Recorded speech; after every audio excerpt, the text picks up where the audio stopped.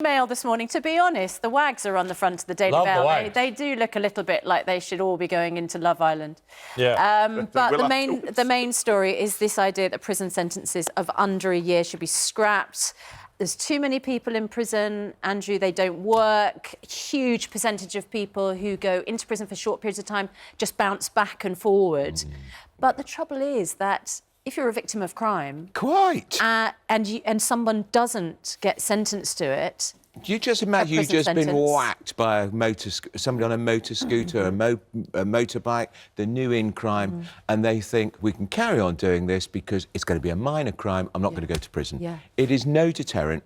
Prison has to be a deterrent. It has to be. That's the whole point. The trouble is, it doesn't appear to be, and people are going in, Kevin, for short sentences, and it doesn't bother them. That's right. The reoffending rate overall is something like 2 in 5 released prisoners within a year. Short-term sentences up to 12 months, it rises as high as 3 in 5. It's nearly 60%. So it's not working. Yeah. So what do you do with them then? No, but I understand if you're the victim of a crime, you want somebody to be punished. But the fact is, prison doesn't work. People go in and they come out worse because they've got lots of other problems. You've got to tackle it.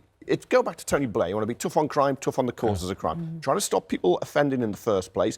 But when they do offend, you want basically sentences or punishments that are... Well, they're supposed to be punishing them in the community, and that's not working either. When did you ever see somebody... Too many people breaching those community orders. Unfortunately. That's the problem. Yeah. Well, then how do you tackle low-level crime, which has victims, causes pain and suffering, but you don't put these people in prison? The biggest deterrent has been caught. If criminals fear being caught.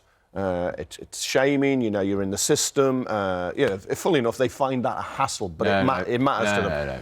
I think you've got to stop people being criminals in the first place. Why are they doing it? There's so many people in prison who have literacy, numeracy, mental health problems, drug addiction, drugs, got to tackle all that.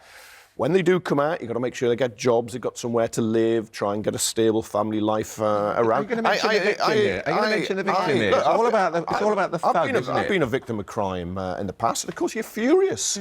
And when somebody smashes a car window or whatever, probably prison isn't good enough for them. I wonder if you saw these pictures yesterday. Amanda Holton had posted them. Yeah. This is this very shocking CCTV where these guys... This is in Richmond in West London. Yeah, right? Smart, posh area. They sort of block off the top of this road. Then the guys get off the... A woman with a young child... How they then appalling. attack her. We don't know what they're presumably trying to grab a handbag. Or jewellery, I think they'd... Or jewellery, right? But then you see these guys in this big...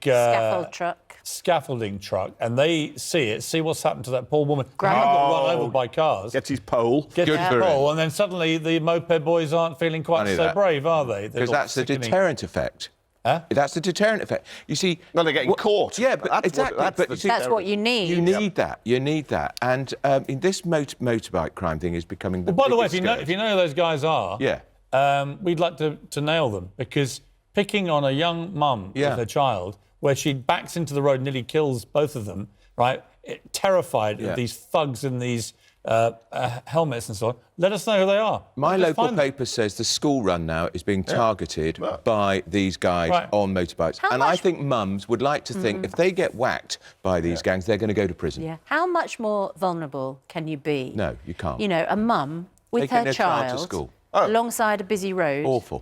We asked Sadiq Khan. Sadiq Khan, we were told by his office that they thought he would come in today. Obviously, he's not come in today. Funny that. That decision was taken after these moped pictures appeared, because presumably he doesn't want to be asked, what are you doing about the rocketing moped crime in the capital city and the rocketing knife crime? In fact, every level of crime appears to be rocketing on Mr. Khan. However, we do have the head of Greater Manchester Police's road policing unit. And they're chasing them up the street, which is what they're not doing in the Met. Plainclothes police officers on bikes themselves, actually just stopping. They are trying to do that in London, in fairness. Yeah. Well, we've got a big debate coming on... But if we give up the right to send someone to prison, these thugs are going to think, I'm not even going to get a prison record. I think that is a fair point. These guys, I mean, at some point... They're not even going to be detained at a to be first. Oh, absolutely. In all this debate. Every time. But if people reoffend, you're creating more victims because they come out. Right. Now, I would have thought those moped raiders, if they're using violence, they're going to get more than 12 months anyway. So they're not going to be affected. It's the idea that a lot of people go in, which prison doesn't work because they're reoffending. That's why Rory Stewart, the prison minister, Let's change. We're going